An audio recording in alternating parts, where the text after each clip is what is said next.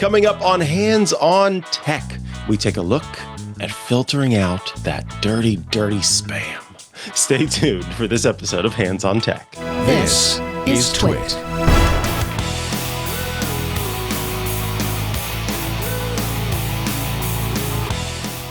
Hello and welcome to Hands on Tech, the show where I, Mikah Sargent, take your tech questions and do my best to answer them.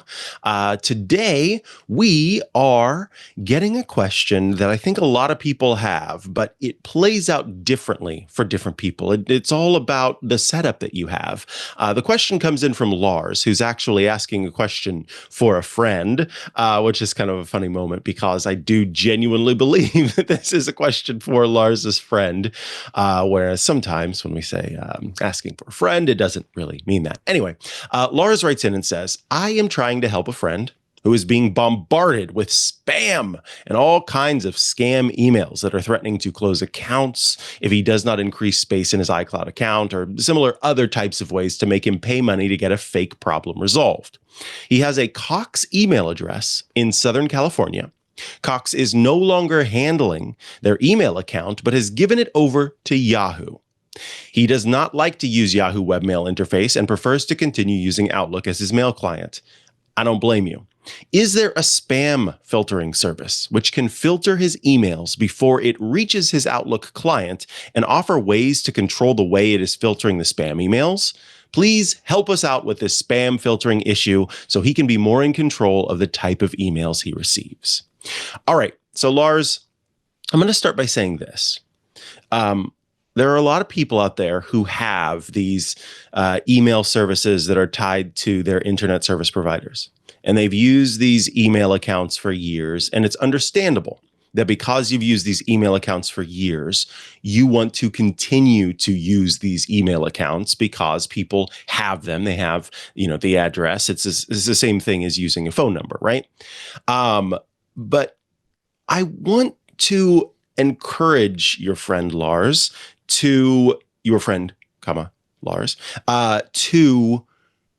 consider getting a new account.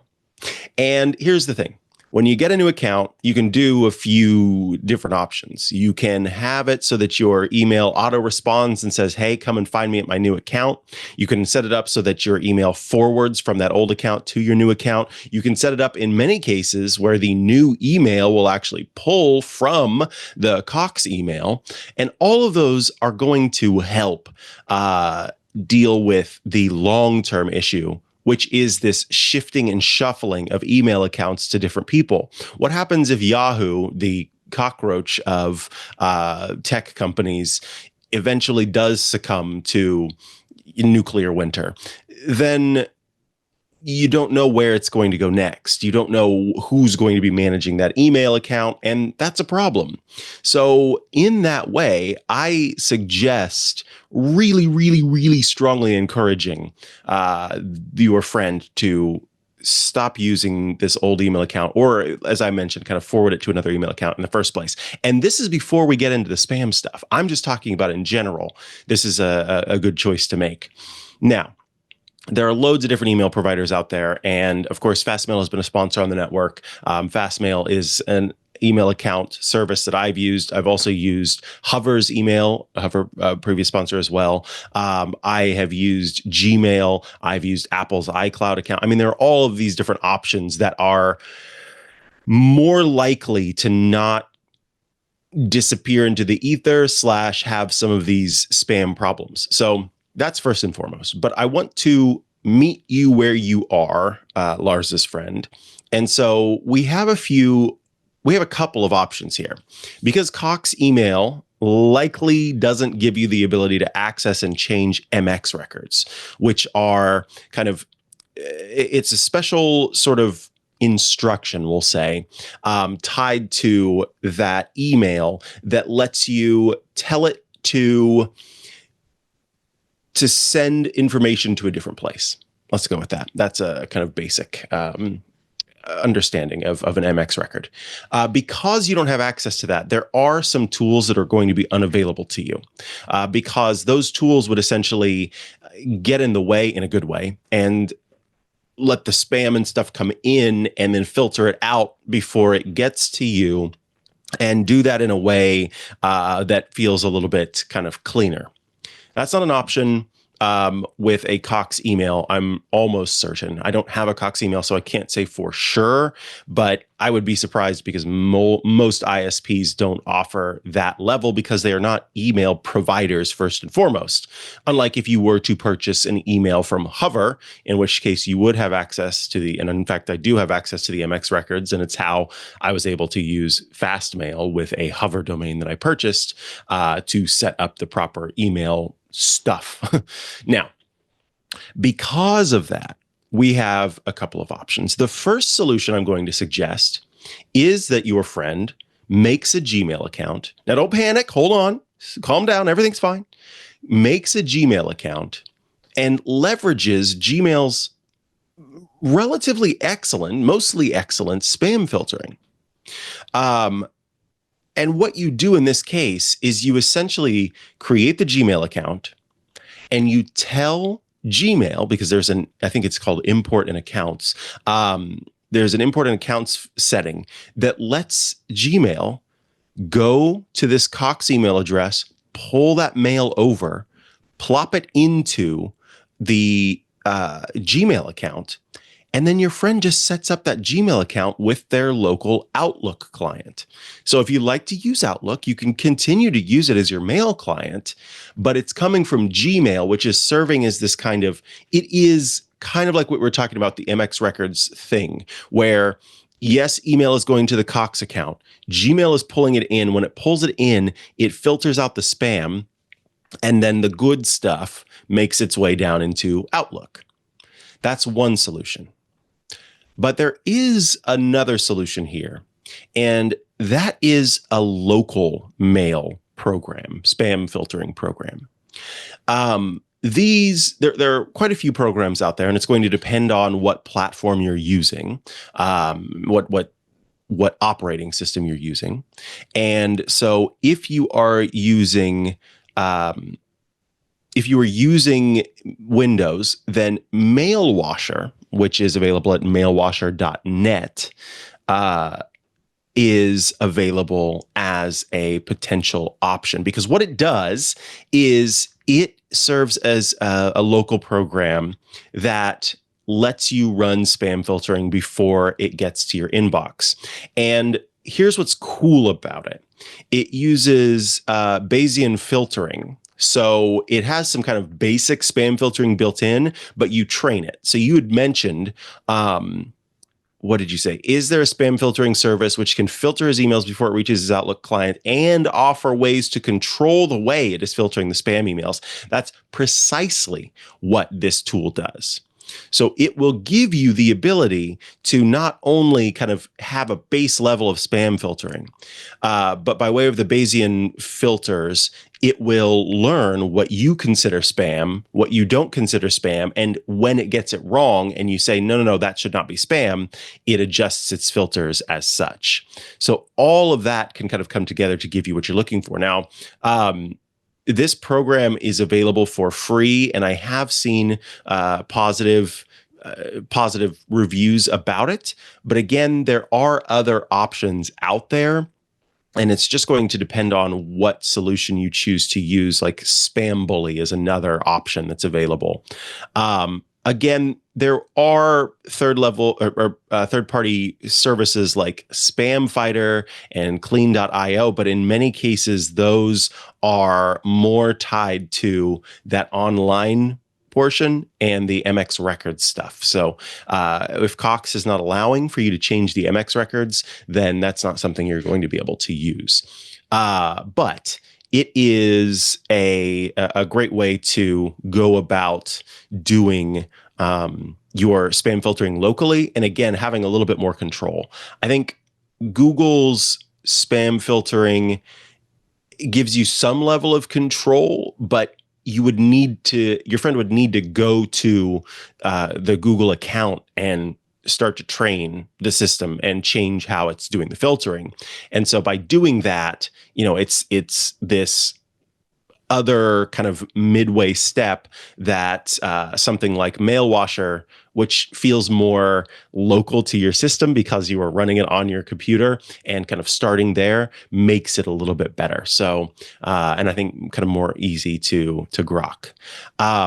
But in any case, these solutions should be what you're looking for in terms of spam filtering.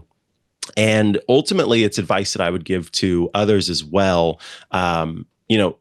Google and Gmail has its share of issues in terms of the privacy implications therein. Gmail, of course, serves ads based on your behaviors and the kind of base understanding of what email you're receiving. Google asserts that they don't full on read emails, but having a base level understanding of the mail you're receiving and from whom it comes can give the system some information about what it should market to you. So that's something to always keep in mind. And that's where something like Mailwasher or another tool might be better suited to your needs. But the quick and easy solution, I do truly believe, is Gmail. Not only in the case of using that spam filtering, but more importantly, and I think most importantly, getting away from these ISP email addresses that just get passed between company to company and have outages all the time, and in some cases are filtered out of messages that get sent. So sometimes your email can end up in spam because it's coming from one of these old ISP email addresses. Yeah, all of those are reasons why it's worth stepping into the future with us and considering leaving something like that behind or making that slow transition away. So Lars, thank you for your question there. And thank you for giving me the opportunity to open up the possibilities for more people. All right. Before we go, let me start by telling you about Club TWiT, and then I've got a little announcement for you. So first and foremost, Club TWiT, to those of you who are tuning in live, especially if you're chatting with me in the Discord, you know about Club TWiT. You're part of Club TWiT. Twit.tv/Club TWiT. For a limited time, we are continuing to offer 2 weeks of Club TWiT for free. So be sure to sign up for that to give it a go and see if it's for you. I think you will find that it is. Club TWiT gives you access to ad-free versions of all of our shows. It gives you access to the Club TWiT Discord, which is a fun place to go to chat with your fellow Club TWiT members and also those of us here at TWiT. It gives you access to the TWiT Plus bonus feed that has extra content you won't find anywhere else, behind the scenes, before the show, after the show, and everything in between. And it gives you access to the video versions of our Club TWiT shows. So those are hands on iOS, hands on Mac, not hands on iOS, iOS today, hands on Mac, hands on Windows, and so many more great shows where in public you get to hear the audio. But if you want to see the video, then you got to join the club. For those of you tuning in again live who are members of Club TWiT, if you're hearing it after the fact, then you won't hear this part, but twit.tv/Club TWiT/referral is where you can go to join, or rather to invite your friends. And when you do, you earn free months of Club TWiT when your friends sign up. So definitely be sure to check that out. And then, of course, I want to remind you all that we are currently running our beginning of the year survey. So please head to twit.tv/survey25 to take the survey. I promise you it's only going to take you a couple of minutes. No, I should say a few minutes. It's a very short survey, but it just gives us a little bit of information, general information about the audience, so that we know who you are, what you are interested in, and also so that we can let our sponsors know that they're still sending ads to the people that they think they are, that your interests are aligned, so to speak, with theirs. So it's incredibly helpful, incredibly important for us to be able to have that information so that we can let our sponsors know, hey, yeah, these are the people that are looking for email accounts, new email accounts, that kind of thing.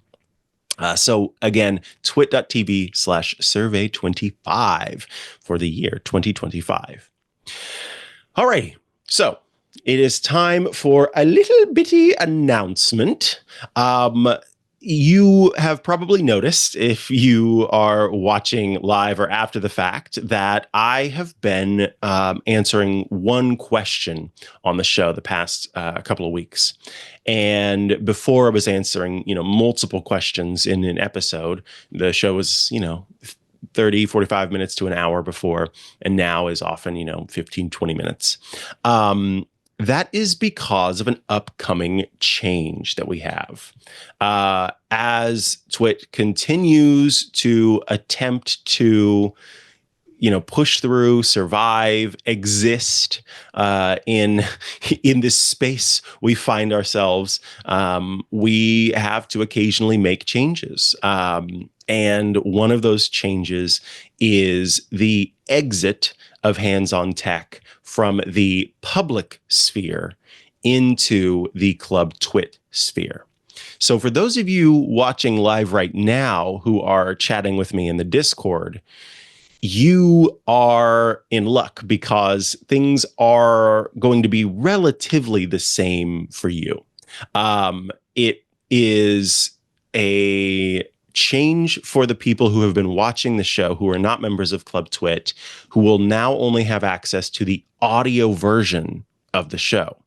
If you want to see this bright shining face smiling at you every week, then every week, then you will need to become a member of Club TWiT. Now, we'll have a blog post out that explains the nitty gritty, but here's how this is going to look going forward. Next week, January 26th, I will record another episode that's like this. It's still going to the public. It's still one question, and it is, and maybe some feedback, and it will be video and audio to the public and to you members of Club TWiT. Yours will continue to not have ads. The public one is probably not going to have the ads that I read because of the shift.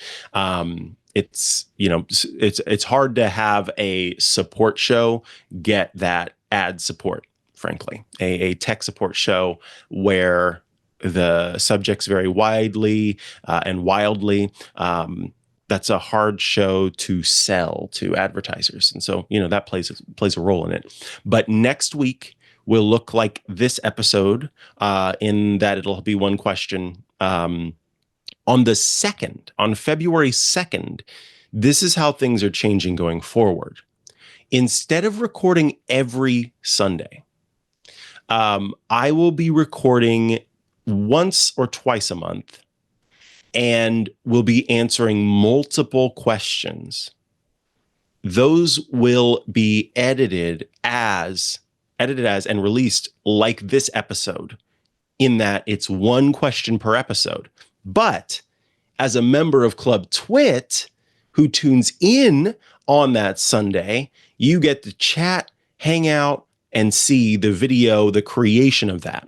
So if you have been tuning into Home Theater Geeks, you'll be familiar with the way that this kind of works. Scott Wilkinson records multiple episodes at a time. He does so with the live stream turned on so that you all can be part of that. That's how this is going to work. And I'm excited about that because I've kind of been I'll be honest, a little bummed about only getting to answer one question per week these past two or 3 weeks. And so being able to go into, once again, recording and answering multiple questions is going to be great. So, look, we want to continue to not only provide value to those of you who are currently club members, but I think more importantly, provide more value to those of you who aren't club members yet, to encourage you to join the club. When you do that, you really are getting, quite a few perks. But more importantly, I think most importantly, of course, is supporting the work that we do here. And so this is part of that. The show cannot be supported by advertisers and is instead supported by all of you. It's what I said about iOS today when it went into the club as well. You all are the heroes that keep the show going, and that will be the same for Hands on Tech. Occasionally, I will do product reviews. Those will probably be published as public episodes, so you will see those out there. But when it comes to these sessions of answering your tech questions, those will be the video version of those shows will be exclusive to you as Club TWiT members. So once more, a quick reminder or a quick kind of summary. Next week on Sunday, join me. We'll be doing it live. It'll be an episode like this one and like the one last week. Then on the 2nd, February 2nd, join me live for a longer episode, essentially, because we will be recording multiple episodes on that day. And then after that, as it stands, the show will still publish on Sundays, but stay tuned for the day on which I plan to record those multiple episodes going forward, for you all to join me and have a good time. And in fact, if there's a day that really, sticks out to you as when you want to have, access to the show and hang around and chat, let me know. We can figure it out. So thank you for tuning in this week. As always, you can email me, hot@twit.tv is how you get in touch with your questions. And I look forward to continue bringing you this show. Again, there still will be an audio version available to the public, so everybody's still going to get the show. But if you want the video version and the sites that we show and the products that we show at times, that is a Club TWiT exclusive, as well as chatting with those of you in the Discord. So thanks for tuning in. I'll catch you again next week and the following week. And I am looking forward to what we do going forward. So thanks so much, and I will talk to you soon. Bye-bye.